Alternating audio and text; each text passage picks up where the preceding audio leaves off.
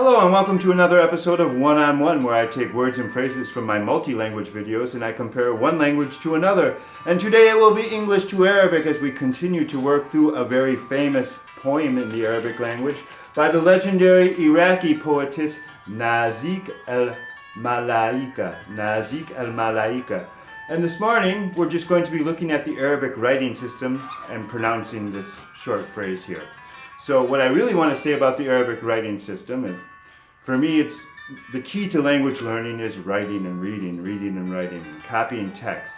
There are people that can learn better phonetically, and although I do have a very good phonetic memory myself, I still depend more on reading and writing text more than any other tactic. Especially with the Arabic language because of its many differences and challenges.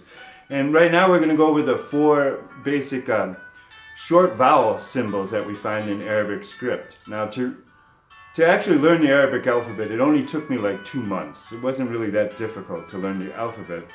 To be able to pronounce it and to be able to understand how the voweling system worked, well, I'm still struggling with that, but I made the mistake of copying unvoweled text in the beginning of my career as an Arabic student, which was really like spinning my wheels in the mud, because although it familiarized me better with the Arabic alphabet and helped my penmanship, it didn't help me with my pronunciation or internalizing these voweling patterns, which are the most essential part of the Arabic language, because what it is these patterns move and they interlock on top of these templates of consonants that are in the script.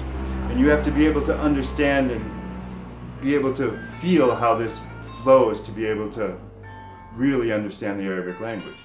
And the only way to do that, in my opinion, is to read and write and copy and read out loud fully voweled text, which is somewhat difficult to find because as far as journalism or literature goes, you don't really find fully voweled text except outside of religious and poetic text, and that's why I'm taking a look at this.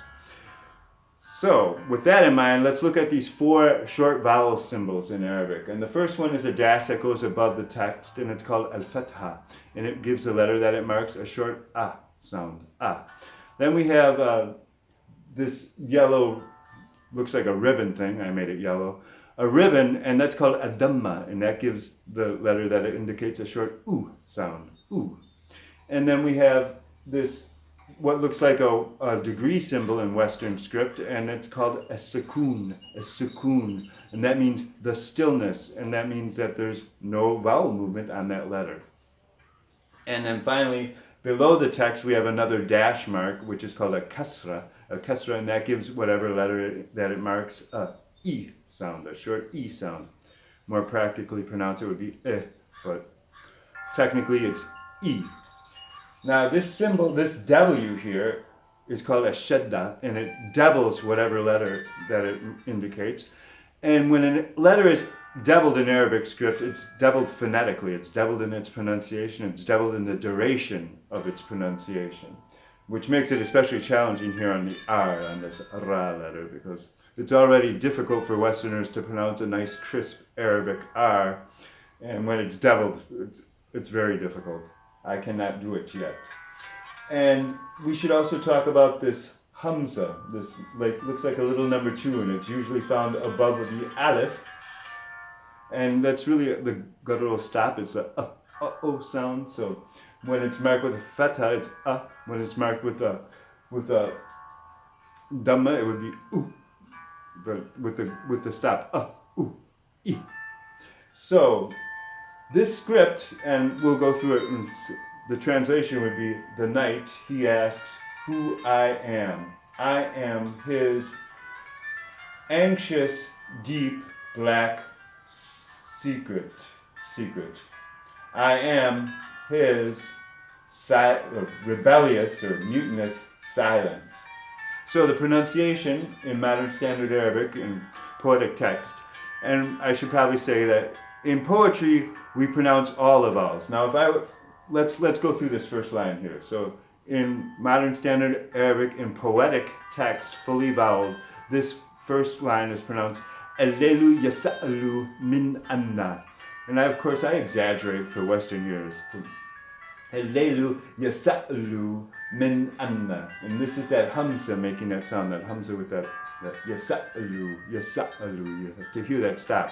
I'm exaggerating. If I would say it a little bit more smoothly, it would be الليل يسأل من أن. So, if I were speaking to another person in modern standard Arabic and I were just saying this as a line or something like that, we would not pronounce these last two these vowels at the end of the words, and it would just be الليل يسأل من أن. الليل يسأل من أن. But since it's poetic text, we pronounce everything. So it's الليل يسأل من أن. أن سروه القليق العميق الأسود. أن سمته متمرد. And as I said, these R's are a bit challenging for Westerners to pronounce. Seruhu. I just hit it as hard as I can. I'm not quite there yet, but I'm getting there. And mutamarridu. Mutamarridu. So let's take a look at this word. This is the word for silence. And it's not really silence. It's something that's been made silence, more like stifled or dummied. But we'll get to that in the grammatical analysis. So let's look at how these short vowels make this word sound. Now this first letter is sad, so it's pronounced sa, sa, sa. And we have the fetha, so it's a short A, sa. This is the meme letter, the M letter, same as our Western M. Some. And this is T, ta, and it's marked with dhamma, the U sound, some tu. And this is the H, the ha, and some tuhu. Samtuhu, Anna Samtuhu, I am his silence. Anna Samtuhu Mutamarridu, I am his rebellious silence. Well, thank you very much for viewing. Have a great day. The next one will be a full grammatical analysis of the same text. God bless.